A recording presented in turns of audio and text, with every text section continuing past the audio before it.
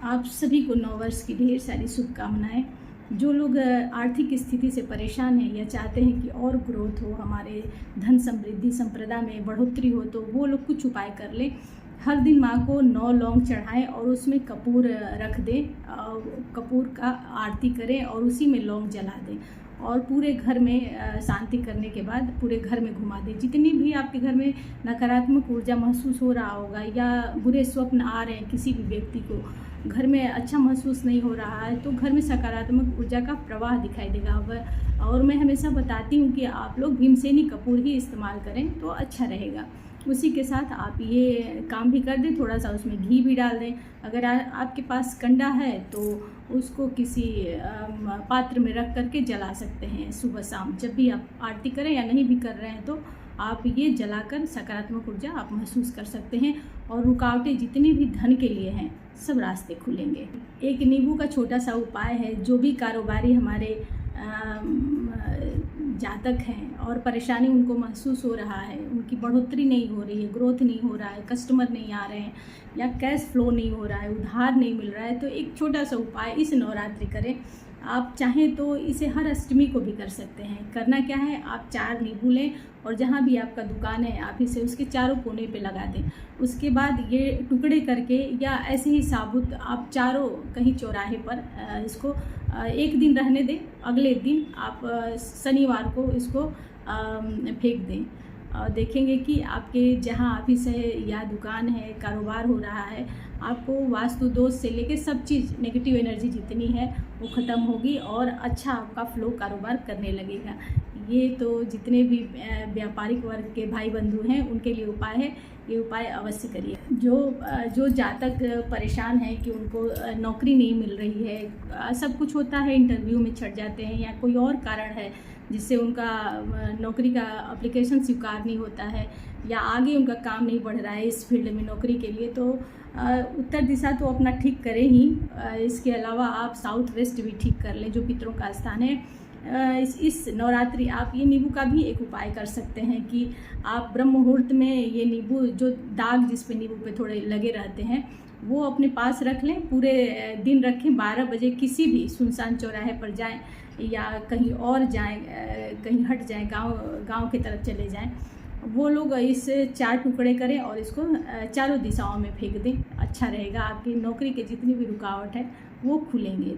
जो जातक हमेशा कहते रहते हैं कि उनकी किस्मत बंद है, उनकी किस्मत खुलती नहीं है, कोई भी काम करते हैं उसमें सफलता नहीं मिलती है, तो उनके लिए एक छोटा सा नींबू का टुटका है। आप लोग अवश्य इस नवरात्रि करिएगा।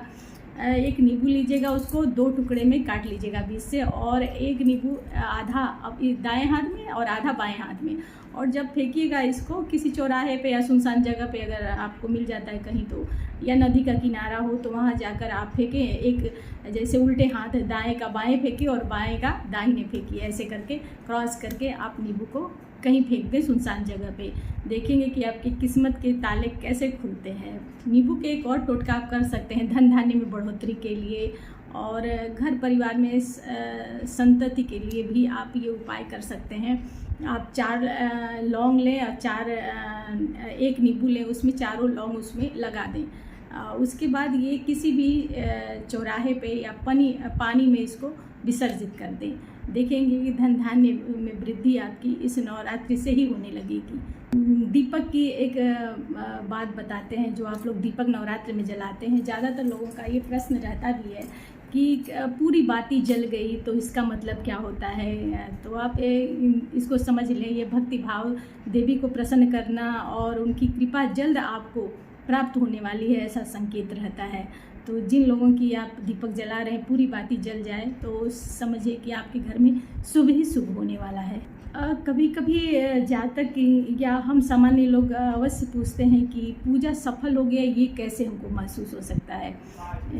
तो इसका कई सारे संकेत हमारे जीवन में मिलते हैं, उसी समय मिलते हैं जब आप पूजा कर रहे हैं कि आपके ईश्वर आपसे प्रसन्न हुए, आपके आराध्य आपसे प्रसन्न हुए या नहीं, सुख समृद्धि का वास होगा या नहीं। तो आप जब बाती जलाते हैं, आरती करते हैं भगवान की, तो उसमें अनेक प्रकार के आप ध्यान से देखेंगे तो आकृतियाँ बनती रहती हैं, जो लौ निकलता है और कभी कभी दीपक में फूल दिखाई देता है, और चाहे तो आपके घर में उस समय मेहमान आने लगे तो ये भी शुभ संकेत माना जाता है, या आपको सफ़ेद गाय दिख जाए कहीं तो ये भी शुभ संकेत माना जाता है। और आपको ये पता हो जाता है कि आपके जितने भी नवरात्रि में पूजा की हैं वो, चाहे कभी भी आप पूजा किसी विशेष कार्य के लिए कर रही हैं, तो ये सब चीज़ें अगर आपको दिख रही हैं तो वो शुभ होता है और आपकी पूजा सफल मानी जाती है। जो भी मनोकामना आप कर रहे हैं वो जल्दी पूरा होगा।